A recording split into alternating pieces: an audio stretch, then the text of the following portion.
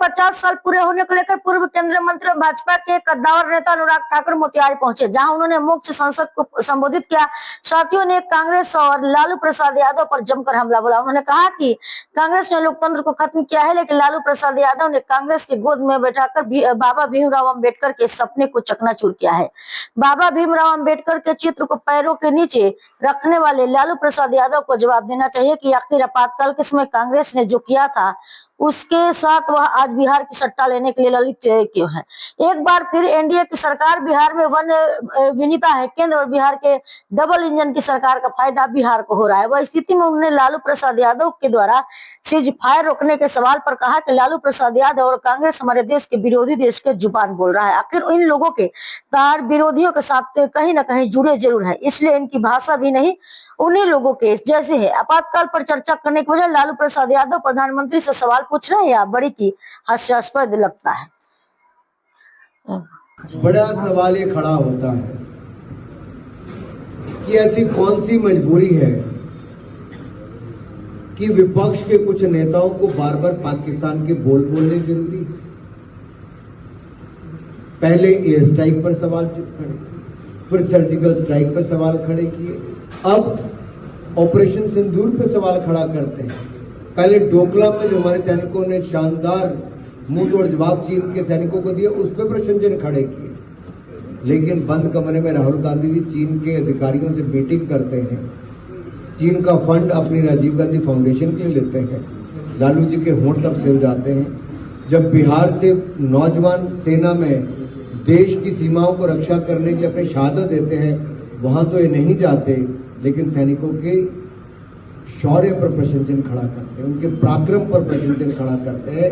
ये अपने आप में कांग्रेस और आरजेडी की मानसिकता पर सवाल खड़ा करते हैं।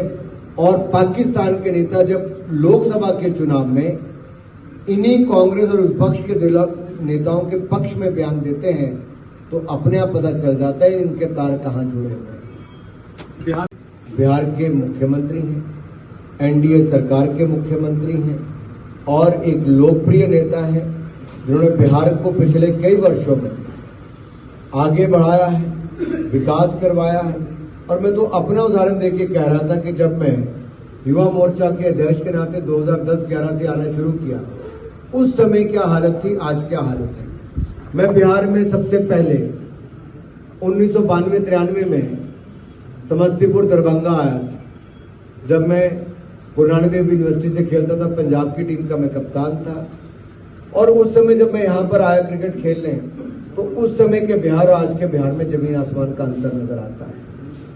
और हम आने वाले वर्षों में बिहार को और ऊंचाइयों पर लेकर जाएंगे। ये डबल इंजन की सरकार, मोदी जी और नीतीश जी की सरकार बिहार को और आगे लेकर जाएगी। सर, जेडीयू के बिहार के मुख्यमंत्री हैं, एनडीए सरकार के मुख्यमंत्री हैं और एक लोकप्रिय नेता हैं जिन्होंने बिहार को पिछले कई वर्षों में आगे बढ़ाया है, विकास करवाया है। और मैं तो अपना उदाहरण देके कह रहा था कि जब मैं युवा मोर्चा के अध्यक्ष के नाते 2010-11 से आना शुरू किया, उस समय क्या हालत थी, आज क्या हालत है। मैं बिहार में सबसे पहले 1992-93 में समस्तीपुर दरभंगा आया था। जब मैं गुरु नानक देव यूनिवर्सिटी से खेलता था, पंजाब की टीम का मैं कप्तान था। और उस समय जब मैं यहाँ पर आया क्रिकेट खेलने, तो उस समय के बिहार और आज के बिहार में जमीन आसमान का अंतर नजर आता है।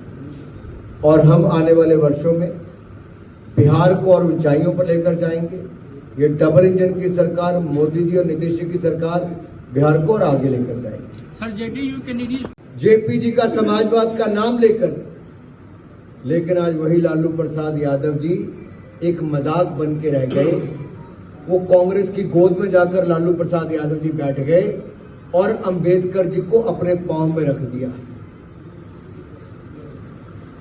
अपने चरणों में अंबेडकर जी को रखा। इतनी बड़ी दुर्गति अंबेडकर जी की गई। जैसे कांग्रेस ने अंबेडकर जी को चुनाव हरवाए, कांग्रेस ने अंबेडकर जी के संविधान को तार-तार किया, कई बार संशोधन उसमें किए, उसकी आत्मा को खत्म करने का काम किया। आज वही कांग्रेस और लालू प्रसाद यादव जी इकट्ठे होकर आज एक बार फिर बिहार की जनता के साथ खिलवाड़ कर रहे हैं।